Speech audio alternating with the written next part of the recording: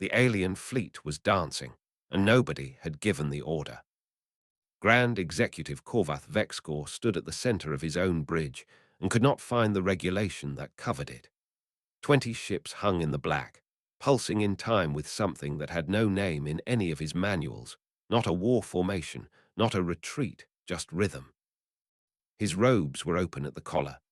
The third layer down, the one that marked 40 years of service, hung crooked, and he had not noticed until just now. Behind him, 2 junior officers had stopped filling out the incident report. One of them was tapping his foot. Vexkor had read every file his empire kept on the species called humans. The files called them Deathworlders. Not one file mentioned the pizza boxes stacked 3 high on his tactical console, or the fact that the top one still held 2 slices, extra cheese, going cold under the emergency lighting. There was no threat anymore. There was no attack. There was only rhythm. He made a sound low in his throat, a sound his species had no form for. Across from him, Captain Sira Vosgale caught his eye. There was a coffee stain on her sleeve and a grin she wasn't bothering to hide. "Grand Executive," she said, "you're smiling."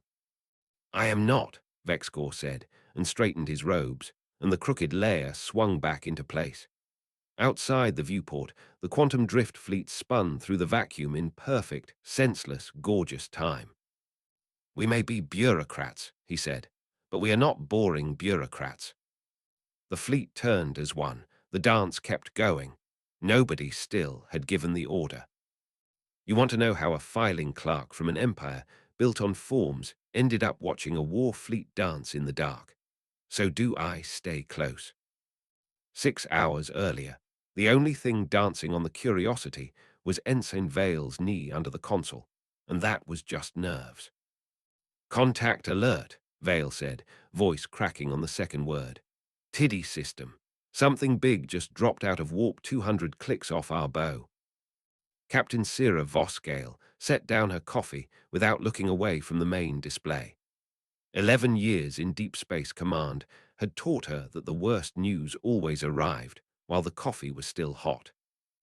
"Define big," she said. "Big like a cathedral," Commander Elias Wren said from her left, already on his feet. He had a way of saying alarming things in the same voice he used for the weather.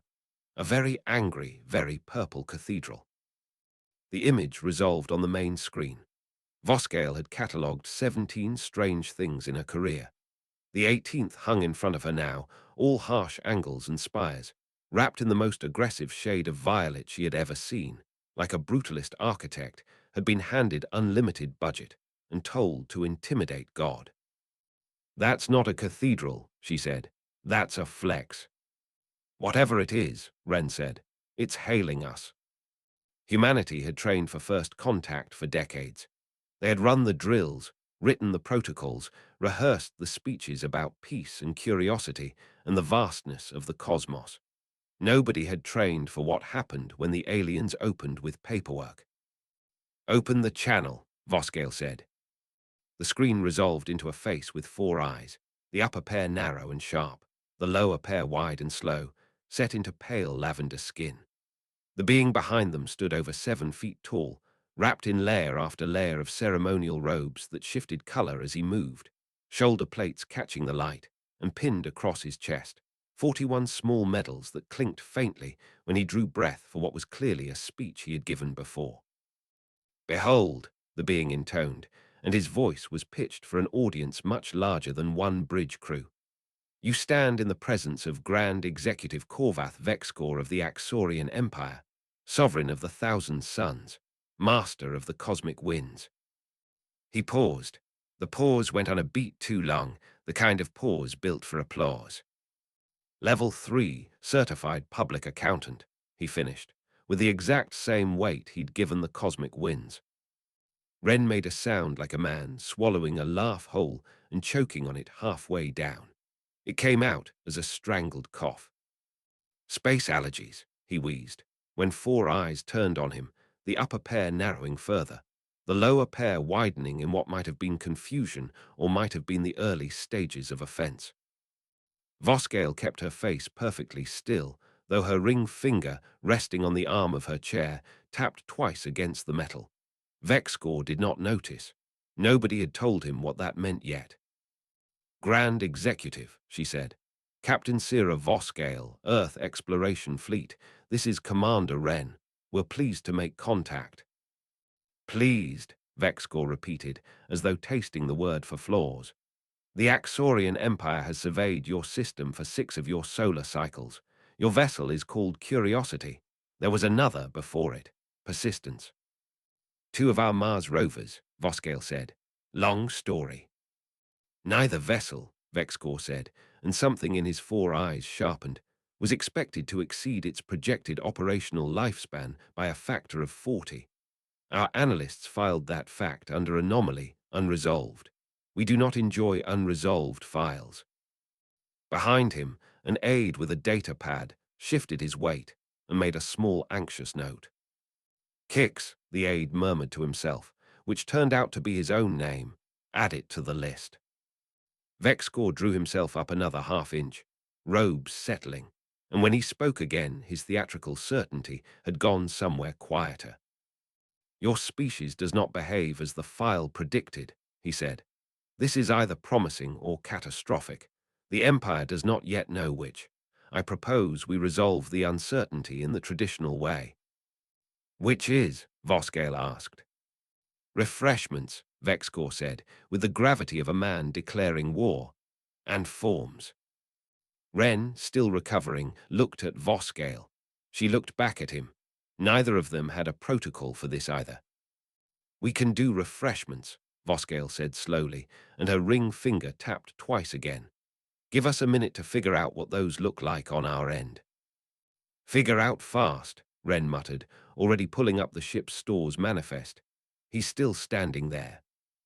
On the main screen, Vexcor waited with the patience of a man who had waited out 3 civil wars over tab spacing. Behind him, the aide called Kix was writing something down, then crossing it out, then writing it again. Vosgale turned to Wren. "What do we actually have on this ship that says, 'We come in peace, better than ration paste'?" "Lieutenant Santos ordered from that place on the last supply run," Wren said. "The one that does deep dish. She's been hoarding it in the galley freezer like contraband."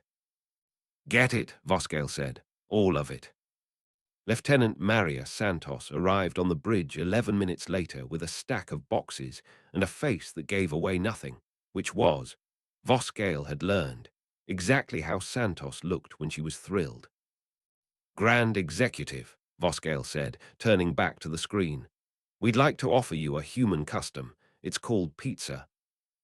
Vexcor's upper eyes narrowed to slits. His lower eyes went wide and slow, taking in the box Santos held up to the camera, cheese still steaming, a slice already pulled loose and drooping. "That is bread," he said. "It's bread, sauce, and cheese," Vosgale said. "Sometimes meat. It is the closest thing my species has to a universal peace treaty." "You are proposing to resolve first contact with fermented dairy on processed grain." "I am proposing exactly that." There was a long pause. Kix, in the background, had stopped pretending to write and was simply staring. "Grand Executive Korvath Vexcor does not typically deviate from protocol," Kix said quietly, to no one, and then louder when Vexcor's lower eyes flicked toward him. "I am not saying anything, sir. I am filing an observation." Vexcor straightened his robes. All 14 layers of them shifted color as he moved, catching the light in a slow ripple from violet to gold. "Send it," he said. It took the Curiosity's shuttle 4 minutes to cross to the bureaucratic excellence, and the pilot, a 19-year-old ensign named Okafor who had drawn the short straw for the delivery run, made the crossing with the cargo bay speakers running pizza time, on a loop he swore later he had not chosen on purpose. The Axorian boarding crew that met him at the airlock had never heard music like it. 4 junior officers stood in a rigid receiving line, robes pressed, medals aligned, and by the second chorus, one of them was tapping his foot. By the third, 2 more had joined him. Vexcor found them like that when he arrived to formally receive the delivery. his junior officers swaying in a loose, uncertain rhythm around a stack of pizza boxes.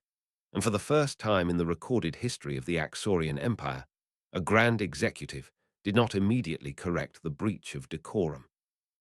He requested extra cheese instead. "There is a topping," he said, 4 hours later, seated at the head of the obsidian conference table that could seat 47 species and had never once, until today, been used for a meal, that I am told repeats. "Pepper, Ronnie." "Pepperoni," Vosgale said. "I would like more of it." Wren, 2 seats down, had given up trying not to smile and was simply smiling openly at a slice held halfway to his mouth. "Grand Executive, I have to ask, does the Empire have a form for this?" "The Empire has a form for everything," Vexgor said, with the first trace of something like pride or possibly defensiveness. "There is currently no category for interspecies pizza consumption. I intend to create one." "Please don't," Vosgale said. "Some things are better off unfiled." Vexgor considered this with his whole face, both sets of eyes moving independently, and said nothing, which Vosgale was beginning to understand was as close as he came to conceding a point. It was Kix who found the problem 40 minutes later, hunched over a data pad in the corner while the party continued without him. "Grand Executive," he said, and something in his voice made the room quiet. "Our listening array has intercepted human broadcast traffic, encrypted, coordinated, distributed across what appears to be a planet-wide network." Vexgor set down his slice. "Define coordinated," he said. "Millions of transmissions, Grand Executive, synchronized release patterns, shared imagery repeated across multiple channels within minutes of each other. The pattern matches a military communications doctrine. Rapid, distributed, redundant." Vosgale felt the mood in the room shift, the way weather shifts before you can name the cloud that's doing it. Vexgor's 4 eyes had gone very still. "Captain," he said, and his theatrical voice had dropped into something flatter, harder. "Explain to me why your planet is running coordinated military broadcasts during a first contact negotiation." "We're not," Vosgale said. "Kix, can you pull one up?" Kix turned the data pad around. On the screen was a photograph of a cat wearing a tiny hat, captioned in bold white letters. The room stared at it. "This," Vexgor said slowly, "is a weapon." "That's a meme," Vosgale said. "It's a joke, a little picture with words on it that people share because it's funny. It has been replicated across your entire planet within the same solar hour." "Yes," with no central command structure directing its distribution. "Also, yes." Vexgor's lower eyes widened further than Vosgale had yet seen them go, and his upper eyes narrowed to something almost invisible, and for a long moment he simply looked at the cat in the hat as though it might explain itself. "Your species," he said, "achieves coordination your empire requires 17 committees to accomplish, and you do it for the purpose of a hat on a cat." "Pretty much." "I find this," Vexgor said, "deeply concerning." Wren, who had gone very quiet, leaned toward Vosgale and murmured, "He's not wrong to be worried. If they think memes are a comms doctrine, wait till they find tick-tock." Vosgale did not get the chance to explain tick-tock, because that was the moment Kix made a small strangled noise and turned the data pad around a second time. The image on the screen this time was Vex, Kor himself, mid-speech, 4 eyes wide, robes mid-swirl, frozen at the exact moment he had said the words level 3 certified public accountant. Across the top, in the same bold white letters, Space Karen demands to speak to the manager of physics. Nobody on the Curiosity's crew had posted it. Nobody in this room had access to send it. It had simply appeared, already circulating, already multiplying, on a network none of them controlled, and all of them had apparently already lost. Vexgor looked at his own face on the screen for a long moment. Then he made a sound. It started low in his chest, somewhere beneath the 14 layers of robes, and it did not stop. The alarm cut through Vexcor's laugh before it had finished leaving his chest. Every screen on the conference deck flared red at once. Kix was on his feet, data pad forgotten, and this time when he spoke, it wasn't an observation. "Contact," he said, sharp and clear. "Multiple vessels decloaking at the edge of the system. They're not on any registry, sir, they're not fully here." Vexcor's laugh died somewhere in his throat, replaced by something older and more practiced. He was on his feet, robes settling around him like armor.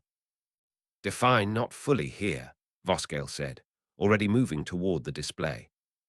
"The hulls are phase-shifted," Kix said. "Half in this space, half somewhere else. Weapons arrays are reading as active. They are not responding to hails." On the screen, the newcomers resolved into shapes that hurt to look at directly, liquid metal hulls that seemed to exist a half-second out of sync with themselves, trailing after images that didn't quite match where the ships actually were. "Quantum drift," Vexcor said, and for the first time since Vosgale had met him, real fear moved behind his four eyes. "We have a file on them. It is mostly blank." "How blank?" "They exist partially outside normal space. Nobody has spoken to one and lived to file the report." Santos at the comms station went pale but kept her voice level. "Grand Executive, one of the blank file's few entries. They test civilizations. Nobody's sure what they're testing for." The lead vessel fired. It wasn't fire, exactly. A shape peeled away from the hull, translucent, moving too fast to track, and passed directly through the outer hull plating of the bureaucratic excellence without so much as a scorch mark. Every alarm on the ship screamed at once. "Direct hit," Kix called. "No damage. No damage anywhere. So the impact registered and then it just wasn't there." "They are toying with us," Vexcor said. His voice had dropped into the flat, hard register Vosgale had heard exactly once before over a photograph of a cat. "Imperial Protocol Gamma 7, full defensive formation. Raise the crystalline matrix shields." "Belay that," Vosgale said. Every eye on the deck turned to her. "Captain," Vexcor said, with the icy patience of a man repeating himself to a subordinate for the last time, "Protocol Gamma 7 has stood for 4 centuries. Protocol Gamma 7 assumes they're following physics," Vosgale said. "Look at the readout again. That wasn't a weapon that missed. That was a weapon that couldn't hit, because whatever they fired isn't solid in the way our shields are built to stop." Santos's hands were already moving across her console, faster now, something shifting in her face from fear into focus. "She's right," Santos said. "I'm reading the translator array. Whatever came off that ship, it's not carrying a warhead signature. It's carrying an emotional resonance pattern. It's not weapons fire, Grand Executive. It's laughter." The room went very quiet. "They are laughing at us," Vexcor said, "while destroying my ship." "Not destroying," Santos said. "Nothing's damaged. I don't think it's an attack. I think it's a question." Vexcor looked at her for a long moment, and something in his rigid posture wavered, just slightly, the way a tall building sways in wind it wasn't built to notice. "Kix," he said, "bring me the file on the Curiosity's origin coffee incident, the one your fleet logged 11 months ago." Everyone on the bridge turned to look at Vosgale. "That's classified," she said mildly. "It is in my files," Vexcor said. "Everything reaches my files eventually. Your ship's replicator suffered a temporal fault. A coffee machine, I am told, briefly ran backward through the last 4 minutes of its own operation before your engineers corrected it. It made bad coffee going forward and worse coffee going backward," Wren said. "We don't talk about it." "I would like to talk about it now," Vexcor said, "because the harmonic signature in your incident report is nearly identical to the resonance pattern the quantum drift vessels are currently emitting." Vosgale felt the pieces sliding together, the way they sometimes did in the half-second before a plan became a plan instead of a guess. Santos had already pulled the old maintenance log onto her screen, scanning fast. "He's right. It's the same signature family. a temporal harmonic feedback loop. If we could recreate it on purpose this time and route it through their crystalline shielding array instead of a coffee machine. We could talk back, Vosgale finished, in their language. Kix, forgetting for a moment that he was supposed to be filing rather than deciding, stepped forward with his data pad still in hand. Sir, the regulations are explicit. Any unproven modification to shield harmonics requires submission in triplicate and review by no fewer than 7 oversight committees before deployment during an active first contact scenario. Vexcore looked at him, then at the frozen readout of the quantum drift fleet, holding position, patient, waiting, then at Vosgale. Somewhere beneath the layers of ceremonial robes, 40 years of procedure met something newer and lost. I believe, Vexcore said slowly, this situation calls for what the humans refer to as YOLOing it. Kix's mouth opened and closed twice before anything came out. Sir, you cannot say that phrase. You are a grand executive. I am aware of my title, Kix. The Empire has survived 4 centuries because we do not YOLO. The Empire has never before met a species that beat coffee into submitting to time travel, Vexcore said. Captain Vosgale, your engineers, my matrices, how fast? Wren was already moving for the door before Vosgale finished nodding, calling for Vale over his shoulder, and somewhere down, in engineering, a whistled video game theme cut off mid-note as the request came through. There was, before any of that could happen, a single strange pocket of stillness. Santos, waiting for her calculations to finish, reached for the last cold slice of pizza sitting forgotten on the obsidian table, took a slow bite, and chewed it without any particular urgency at all, as if the ship weren't currently being tested by something older than language. Nobody commented on it. It was, in its own small way, the most human thing in the room. Then the numbers finished, and the stillness broke. Feedback loop primed, Vale reported, voice tight over the comm. Routing through the Grand Executive's crystalline array now.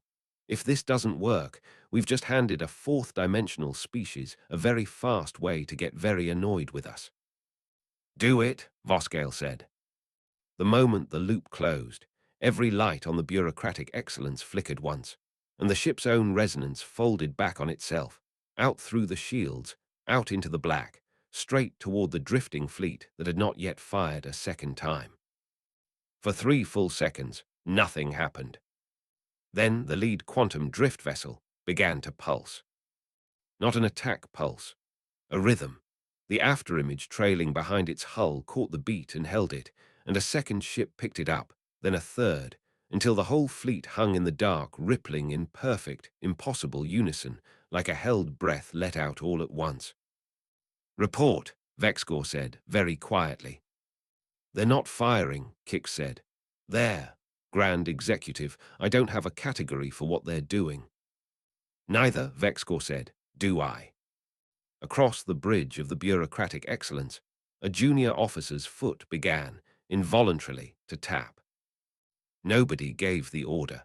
That was the part Vex, Core would try to explain later and never quite manage. The rhythm spread from the lead vessel to the whole fleet, then to the officers on his own bridge, then, impossibly, to him. He felt it in his feet before he felt it anywhere else, a pull he had no procedure for and no interest anymore in resisting. Captain, he said, I would like a formal record to reflect that I am not dancing. I am conducting a harmonic diplomatic assessment. Noted, Vosgale said, and she was not dancing either, technically, except that her shoulders had started moving in time with everyone else's, and she had stopped pretending otherwise. The quantum drift fleet held its shimmering, impossible unison for a long moment. Then, out of the static on every open channel at once, a voice arrived, layered and overlapping, like a room full of people finishing each other's sentences. We are the collective consciousness of the quantum drift, the voice said. We apologize for the dramatic entrance. It was necessary. Necessary for what? Vosgale asked. We test young alliances, the voice said. Not with words. Words can be rehearsed. We test with pressure. We wish to see what two new-met species do when threatened together before deciding whether the galaxy should meet either of you at all. Vexcor's 4 eyes had gone very still. And your findings? Your empire chose protocol. Your captain chose to break it. Between you, you produced neither war nor surrender. You produced this. A pause, textured with something that might have been amusement. We have tested 11 species this cycle. Most run, some fight. None before now have responded to an existential threat by teaching a bureaucrat to dance. Kix, forgetting himself for the second time that day, said, "Sir, I think we passed." "We are still deciding," the voice said, "whether passed is the correct word. We would like to formally request diplomatic relations. We would also like to formally request pizza. We do not know what pizza is. We monitored your broadcast traffic. It seems important." Vexcor looked, for a long moment, at the fleet outside his window, still rippling gently in the dark, no longer testing anyone, only waiting. "It is," he said, "extremely important." That was the moment Vosgale would remember afterward as the real first contact, more than the hailing frequency, more than the cathedral of a ship, more than the cat in the hat. The bureaucratic excellence hung in a field of violet and gold, and around it the quantum drift vessels pulsed in time with a song none of them had written. And on the bridge, a young officer's foot tapped, then another's, and Grand Executive Korvath Vexcor straightened his robes. And for one full second he went completely still, 4 eyes fixed on the display where 3 species who should have destroyed each other had instead found a rhythm. Then he let it out. A low, rattling sound that had never once before this day left his chest, and he did not try to stop it. Vosgale caught his eye. He nodded once. "We may be bureaucrats," he said, "but we are not boring bureaucrats. We do not surrender. We do not retreat. We dance." Outside, the entire fleet turned together, one long, unbroken motion, and kept going. The pizza arrived for the quantum drift by a method nobody fully understood, and everybody agreed not to put in a report. And somewhere in that strange, bright hour, Kix stopped taking notes entirely and simply watched, hands still, for the first time all day. There was a small piece of paperwork nobody thought to mention until much later. 6 weeks earlier, back on the Curiosity, before any of this had started, Vosgale had filed a routine equipment request for the mission, and buried in line 9 of a form nobody read twice. She had listed, under miscellaneous supplies, 4 boxes of pizza, unspecified toppings, purpose, morale. She hadn't known why she'd added it. She never explained it, then or later. It had simply felt right, the way some decisions do before you have the reasons for them, and it sat there in the ship's log the whole time, waiting to matter. 6 months later, the joint station organized chaos hung in orbit where the Tiddy system met open space, half human improvisation, half Axorian precision. Its corridors lit for optimal document review right up until they weren't, because someone had strung fairy lights through the east wing and nobody had filed a complaint. The center of the station had been converted, by unanimous and entirely unofficial vote, into something that looked very much like a disco. Vexcor stood near the observation window, robes settling around him, one layer hanging slightly crooked from an afternoon that had included pizza, several rounds of interspecies karaoke, and a meme classification meeting that had run 4 hours over its allotted time and produced no conclusions whatsoever. "The subcommittee," he told Vosgale, "has proposed an entire division dedicated to the proper filing and categorization of memes. I have approved a budget." "Of course you have." "There are 12 members. They have no actual authority. They have, I am told, a thriving internal chat." He said it the way another man might report a great victory. Below them, through the viewport, the newest vessel in the joint fleet drifted free of the station's construction cradle, hull half Axorian crystal matrix, half human patchwork engineering painted along its side in looping human letters. Bureaucratic innovation. Someone, likely Wren, had stenciled underneath, in smaller letters that had somehow survived 3 separate attempts by Axorian officials to have it removed through proper channels. Party boat. "The galaxy will never see us the same way again," Vosgale said. That is the point, Wren said, from her other side, coffee in hand as always. They'll see us coming and wonder whether to prepare for war or bring snacks. Vexgor made a small sound, not quite a laugh, closer to the low rattle he'd let out once in the dark beside a fleet of dancing ships, and adjusted the crooked layer of his robes without quite fixing it. Some things, he said, you simply have to experience for yourself. The party boat cleared the cradle and turned toward open space, running lights blinking in a rhythm no one had programmed and no one corrected, and behind it, faint and constant, a string of fairy lights kept burning in a hallway built for filing cabinets.